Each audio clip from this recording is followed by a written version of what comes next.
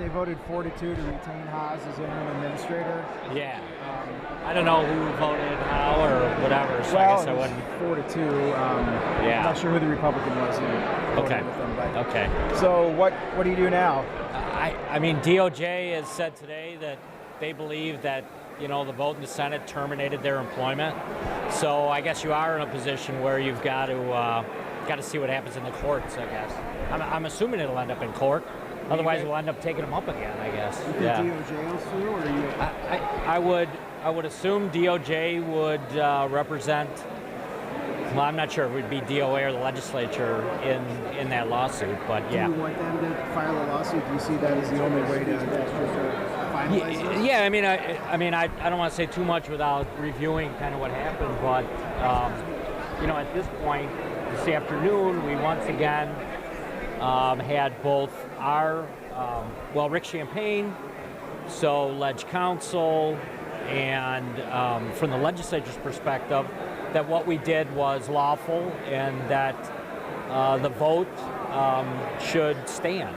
And as a result of that, I think we're on solid legal standing with what the vote was yesterday. So, yeah. On this stuff, are you on board with this child credit idea? The governor came to a caucus this morning. It's the first time he really kind of presented it, but it seemed to be well received. I think a lot of people were looking for more detail, and even based on what the governor just put forward, it makes sense. And I think there will be momentum for it. I just don't. I guess I just don't know enough detail to really say where the caucus is at. But yeah, I think it makes sense.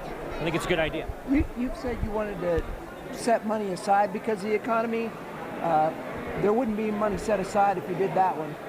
Well, I don't know. I mean, we reviewed a number of bills this morning in caucus, and some of them we did not even have a final price tag on. So, we know kind of where we're at on a balance, and that's what the Finance Committee that worked through. They're going to convene on January 30th to take up some of the spending bills, which will be the first time. So you support the tax credit, you just don't know where the caucus is at overall? I do. I mean, I don't know exactly even what the final tally would be on that proposal. So, I mean, that's not something we have available. Are there any proposals you laid out here today? It's stuff that a lot of it's already come out, but anything that you don't see going through your caucus or through the Senate? I don't want to predict kind of each provision without knowing whether or not the legislature has the ability to put their stamp on it, which I think is what we'll want to do. And certainly with a short period of time between now and March, Finance Committee is probably going to be in maybe one or two times. You're going to have to work through them and get members comfortable, and you're going to have to do it in a hurry. So rural schools in particular, is that? Yeah, we actually had a good discussion in caucus this morning about sparsity aid and low spending districts, and those are the types of things. You've got to get the votes for. So that's what we're going to work on. But I love the governor's message. It was very positive. He highlighted a lot of the great successes we've had and why the state is in a good position right now. That's for sure. So it was good. Anything else? Sorry, I jumped in late. Can you talk a little bit about what you think about the priorities in the Senate out of the things that the governor wants done? Big list for them. Yeah, I mean, a lot of the stuff is kind of the same theme. I mean, whether it's the welfare reform, I think a lot. He didn't talk about the foster care bills today, I don't think, but that was something that we actually worked through in caucus today that I think will be part of our agenda in February.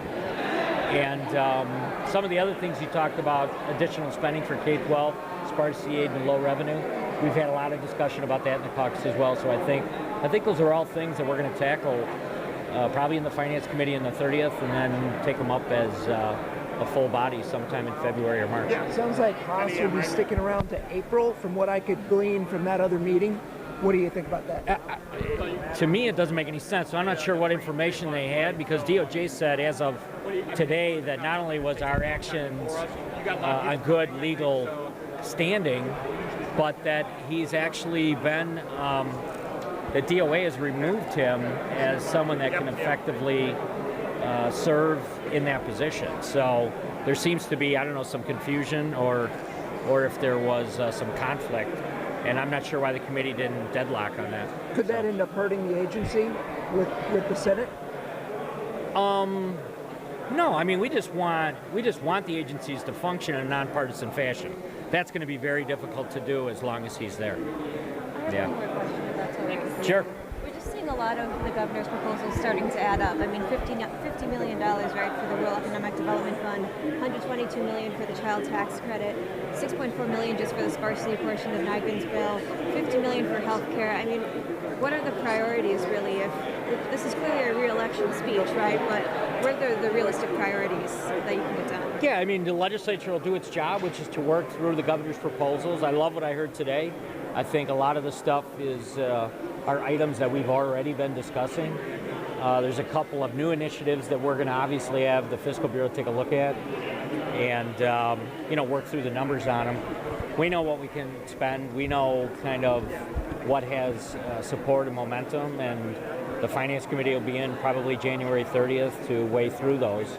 And that's good because that's their job. All right, thank you Okay? so much. Thank you. Thanks.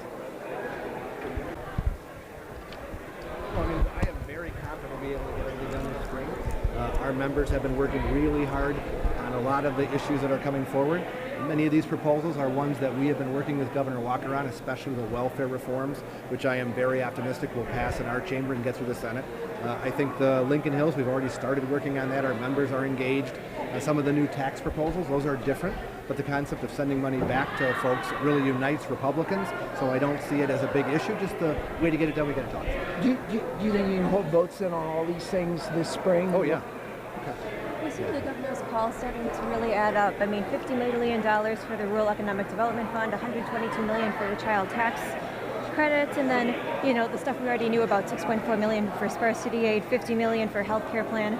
I mean, these are some pretty big numbers. What do you think the priorities are? Well, it's a good thing that we have such a huge surplus that rather than keeping it in Madison, we want to send it back to the people who paid it. As an example, with the governor's proposal regarding the workaround with Obamacare, that's actually using existing money inside Medicaid. That's kind of a Medicaid surplus. That's on top of all the money in the regular surplus. So I think because we've been such good stewards, we have an awful lot of opportunities to return that money back to the people who paid it and not keep it in Madison for us to spend. What do you think about the child tax credit?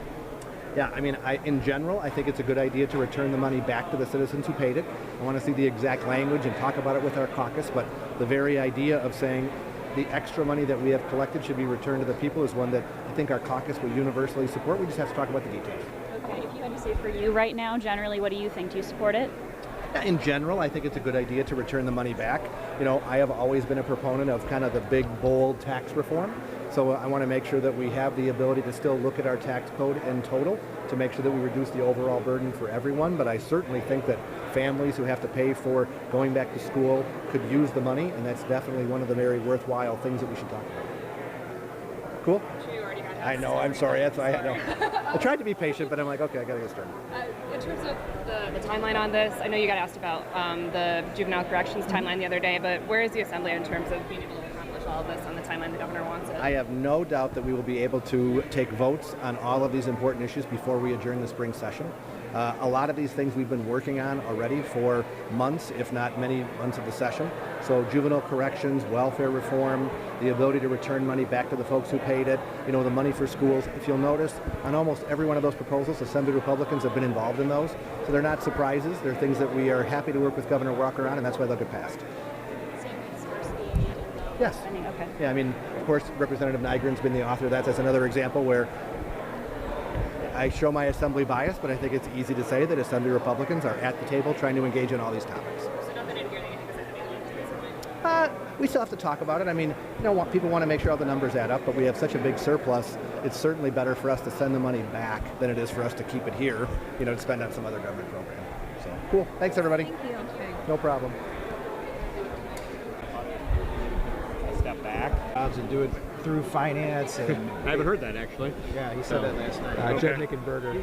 He said that 1310 request opens the door to the legislature reclassifying those jobs to get rid of the people he wants to get rid of over there. We haven't had that conversation yet. Is that a conversation you look forward to having? Should the lawyers? I mean, I am not involved in the day-to-day operations of ethics or elections, but should the lawyers who were there day by day, have known perhaps maybe of the GAB stepping out of bounds, I think you can draw that conclusion that it might be accurate. But I think it's a little premature for me to say whether I'm going to, look to, cut those positions. Case hasn't been made to me yet. All right. Thanks, John. Okay. Thank you. He's nibbling around the edges of very important issues, and we got a lot of work to do in this state, and we got a lot of work to do for regular folks. Right now, regular folks aren't, they're not being heard in this building, and they need to be. Would your first State of the State be an hour and 3 minutes long? Well, I'm not sure about that, but I can tell you this: my first State of the State is going to focus on people, what we need to do to help people get better themselves in our society. What do you think of this child credit thing? Well, the child credit, it's $100 a year per child. The cost of child care is north of $11,000 a year, often in our state. We are 13th in the nation from the top, 13th in the nation in terms of child care costs.